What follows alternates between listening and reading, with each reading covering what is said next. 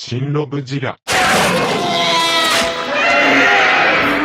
Here we have it, the Trendmasters Godzilla 1998 Baby Godzilla Hammertail set. Up first, I'd like to talk about egg. Egg.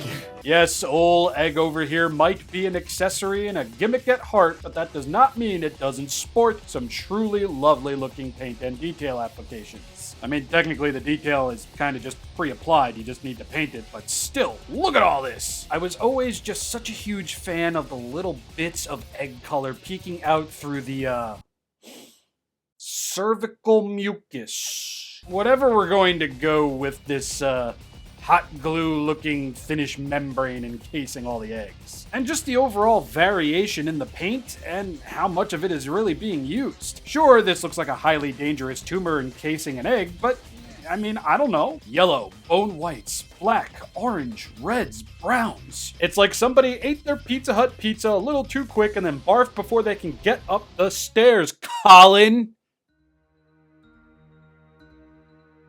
I love that rug. And to think that this was once probably a $10 to $15 toy set that you can get anywhere, KB Toys, Toys R Us, Radio Shack. I don't know. I just think this looks really, really cool. And once again, Trendmasters, the hand-painted gods of the 90s, I think they nailed it. But nowhere further did they nail it any more than they did with Hammertail Baby Goji over here. The milky and fleshy underbelly that kind of looks like strawberry ice cream. I love it. Moving into the metallic purple of the back and the tail and the tip of the head. Oh my god, Trendmasters! It is just a supremely cool looking colorway that showcases all of the detailings present. And again, it's quite nuts that this was considered a kid's toy at one point. I mean, now it still technically is a kid's toy, but seriously, I am just such a huge fan of the back of this figure moving into the tail and the head. The purple really does do it, and it really does further showcase just how cool metallic and purple overall could look on kaiju figures, and yet we rarely ever see it. But as for the rest of the body, we're going to get that almost translucent looking red all across the body. I say almost translucent just because of how thick it appears over in the thighs and the shins, but once we move to the feet, it kind of does just brighten up. Yeah, this figure's not exactly translucent, it's just something that my Think Noodle churned out. We do see a pretty crazy variance between the left and right legs over here. One having more purple, the other not having as much purple. Present on the innards of the thighs, shins, and ankle over here, it's kind of cool. I know that I usually throw a bitch fit for something like this, but it kind of works here somehow. I don't know. I also didn't buy this. I think this was a birthday present back in 1998, but there's also that. I don't know. I just think this looks awesome. And we will see that level of variance with the paint on the arms as well, except on the arms it is reversed. We're going to get more purple and such over here versus over here. Oh, look at that. I can still see a bit of that vestigial fifth finger there. It's like it's there, but it's not there, kind of. But seriously, that detailing. Oh my god. Yeah, I would say if you have the means to track down that of the old Trendmasters figures, boxed or otherwise, absolutely give it a shot because there's a lot of cool things going on with these. Godzilla 1998 and beyond. Just stuff we really don't see too often anymore. Give it a shot, but either way, size comparisons. Baby Hammertime Goji will be standing slightly over 4 inches tall when posed upwards, and slightly over 3 inches tall when hunched forward. The egg in and of itself being slightly under 6 inches tall. Shokugan, Limited Movie, Sound Battler, HG, Finger Puppets, the best Godzilla figure ever. And now it is time for articulation and a gimmick. Amongst other things. Starting at Hammertail Goji's head, which, yeah, now that I look at it, this really isn't all that accurate to how the babies looked in the movie. Back in the day, it was okay to really stray from what was and what wasn't in the movie because at that point in time, they were just toys. Do something new, build up upon it with merchandising, see what sells. Anyway, open and close at the mouth over here. Lovely detailing on the roof of the mouth. Lovely detailing for the tongue. Teeth as basic as they come. Bars. The arms can move all the way around. You're gonna have to do some finagling there. The legs can also just about move all the way around with some yesing. There will be no movement at the tail and no movement at the head, but that is because the tail needs to stay stationary. Yes, that's a plug.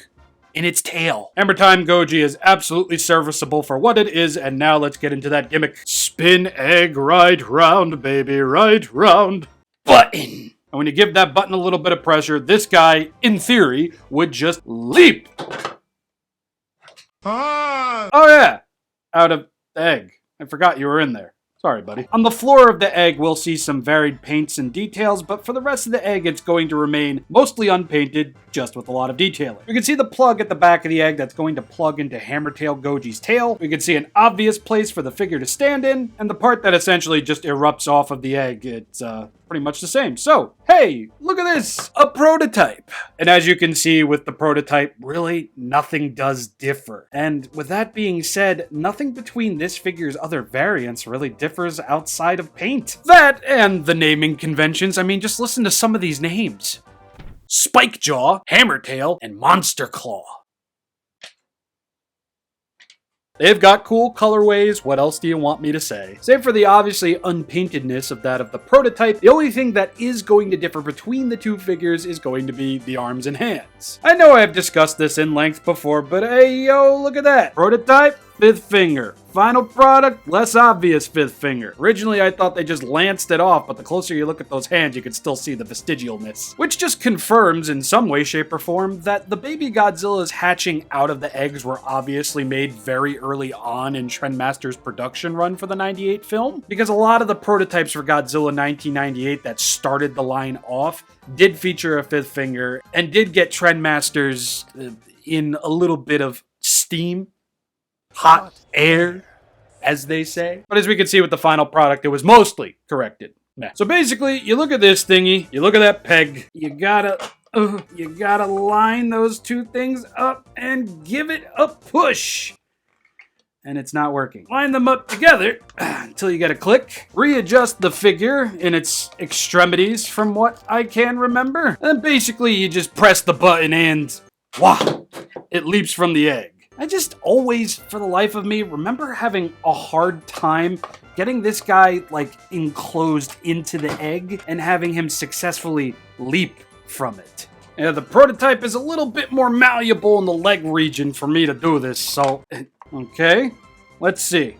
Can I pull it off after almost however many years?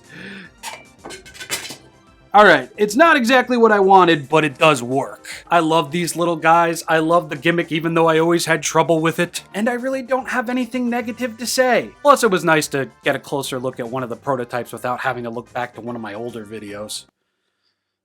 But anyway, I do so hope you enjoyed. Trendmasters-a-thon is breezing on. More bars? And when next we meet, I'm going to put a thumbnail here for what I have planned next in terms of scheduled content, because I have no idea what I am doing next. I do so hope you enjoyed this little walk down memory lane. For those of you that were alive for it, hope you have yourselves a lovely day, afternoon, and night. See you next time. Check the social medias. Peace.